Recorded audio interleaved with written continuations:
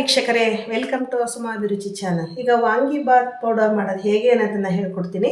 ಹೇಳ್ಕೊಡೋದಕ್ಕಿಂತ ಮುಂಚೆ ನಮ್ಮ ಚಾನಲ್ಗೆ ಸಬ್ಸ್ಕ್ರೈಬ್ ಆಗಿಲ್ಲ ಅಂದರೆ ಸಬ್ಸ್ಕ್ರೈಬ್ ಆಗಿ, ಪಕ್ಕದಲ್ಲಿರೋ ಬೆಲ್ಲೈಕನನ್ನು ಒತ್ತಿ ಎಲ್ಲ ವಿಡಿಯೋಗಳನ್ನು ಅಪ್ಡೇಟ್ ಮಾಡ್ಕೊಳ್ಳಿ.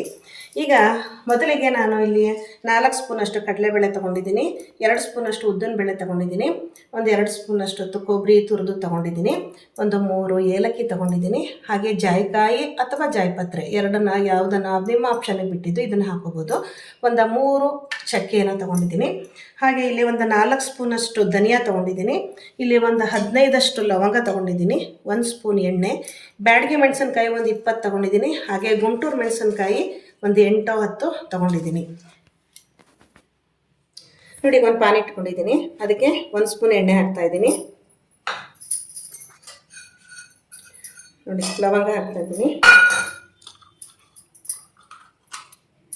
ಚಕ್ಕೆ, ಏಲಕ್ಕಿ, ಜಾಕಾಯಿ. ನೋಡಿ, ಇದಿಷ್ಟನ್ನು ಎಣ್ಣೆಲಿ ಹೀಗೆ ಫ್ರೈ ಮಾಡ್ಕೊತಾ ಇರೋಣ. ಜಾಸ್ತಿ ಏನು ಫ್ರೈ ಮಾಡೋದು ಬೇಡ.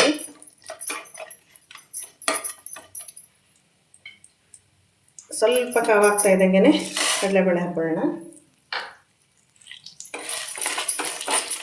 ಇದನ್ನು ಹೀಗೆ ಫ್ರೈ ಮಾಡ್ತಾ ಇರೋಣ.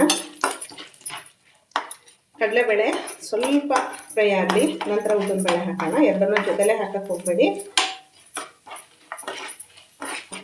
ಯಾವುದೇನು ಅತಿಯಾಗಿ ಫ್ರೈ ಮಾಡ್ಕೊಳ್ಳೋ ಹಾಗಿಲ್ಲ. ಈಗ ಉದ್ದಿನಬೇಳೆ ಹಾಕ್ತಾ ಇದ್ದೀನಿ.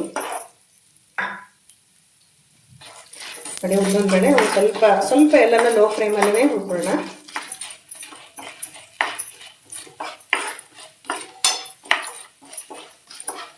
ನೋಡಿ, ಇವಾಗ ಧನಿಯಾ ಹಾಕ್ತಾ ಇದ್ದೀನಿ.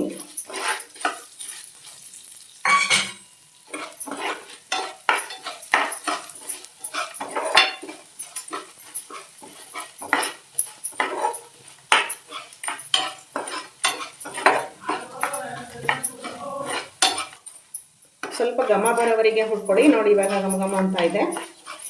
ಈಗ ಹಾಕಿದ ತಕ್ಷಣ ಕೊಬ್ಬರಿ ಹಾಕೊಳ್ಳೋಣ.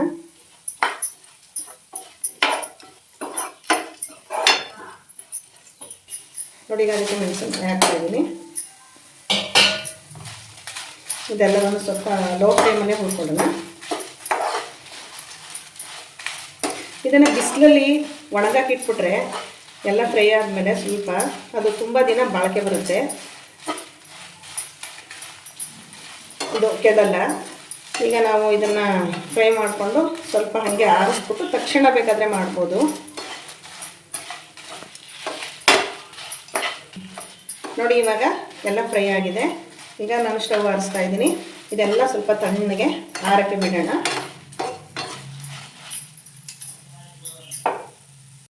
ನೋಡಿ, ಇದು ತಣ್ಣಗಾಗಿದೆ. ಇವಾಗ ಮಿಕ್ಸಿ ಜಾರ್ಗೆ ಹಾಕ್ಕೊಂಡು ಎಲ್ಲವನ್ನು ಒಂದೇ ಸರಿ ರುಬ್ಕೊಳ್ಳೋಣ. ಹಾಗಿದೆ, ಮಿಕ್ಸಿ ಜಾರ್ಗೆ ಹಾಕ್ಕೊಂಡಿದ್ದೀನಿ. ಇದನ್ನು ಪುಡಿ ಮಾಡ್ಕೊಳ್ಳೋಣ. ಈ ರೀತಿ ಪುಡಿ ಮಾಡ್ಕೊಳ್ಳೋಣ. ತೀರಾ ತರಿ ಆಗಬೇಡಿ, ಸಣ್ಣಕ್ಕೂ ಬೇಡಿ. ನೋಡಿ, ಈ ರೀತಿ ಮಾಡ್ಕೊಳ್ಳೋಣ. ನೋಡಿ, ಇವಾಗ ವಾಂಗಿಬಾತ್ ಪೌಡರ್ ರೆಡಿಯಾಗಿದೆ. ಇದನ್ನು ಏರ್ ಕಂಟೈನರ್ ಡಬ್ಬದಲ್ಲಿ ಸ್ಟೋರ್ ಮಾಡಿ ಇಟ್ಕೋಬೋದು. ಇದನ್ನು ಫ್ರಿಜ್ಗೆ ಇಡೋಂಥ ಅವಶ್ಯಕತೆ ಇಲ್ಲ, ಈಚೆಲೆ ಇಟ್ಕೊಳ್ಳಿ. ನಿಮಗೆ ಬೇಕಾದಾಗ ಎಷ್ಟು ಅವಶ್ಯಕತೆನೋ ಅಷ್ಟು ಹಾಕ್ಕೊಂಡು ನಾವು ಗೊಜ್ಜು ಮಾಡ್ಕೋಬೋದು. ಗೊಜ್ಜು ಮಾಡೋದನ್ನು ನಾನು ಮುಂದಿನ ವಿಡಿಯೋದಲ್ಲಿ ಹೇಳ್ಕೊಡ್ತೀನಿ. ಜಾಸ್ತಿ ಮಾಡಿದ್ದಲ್ಲಿ ಅದನ್ನು ಒಂದು 15 ಡೇಸ್ವರೆಗೆ ಇಟ್ಕೋಬೋದು. ಈಗ ಇದನ್ನು ಒಂದು 10-15 ಜನ ಅಷ್ಟು ಜನಕ್ಕೆ ಮಾಡ್ಬೋದು.